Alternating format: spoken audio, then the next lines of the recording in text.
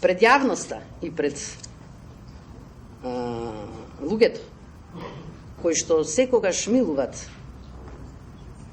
да ги читат, да ги интерпретират, па дури и да дават своje мислење за одлуки кои што може би не се нивна специфичност со оглед на нивната стручност, а тоа значи погрешка на интерпретацијата, јас не можам да се исправам. Јас можам само да читам закон, бидејќи само тоа умеам.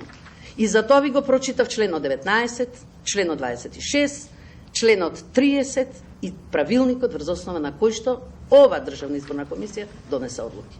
Од тие причини, моја лична изјава, не заради тоа што се чувствувам виновна за тие пари што ќе ги добијам од одлуката, ќе ги вратам на било кој начин, ќе ги донирам или ќе ги вратам во буџетот, да се најдат на тие кои што ни ги пожелеа за нас да ни се најдат, па нека ги земат, можда нивки им требат за тоа, а уште еднаш само сакам да потврдам. Законите, легална, легитимна, исправна, врз основа на правилник, врз основа на закон, ДИК беше постојано на работа и заседание.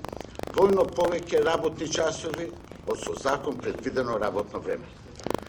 За одлуката гласав и јас поради постоење на јасен законски основ, кој пак ќе повторам го, да не се повторувам, го објаснија моите колеги.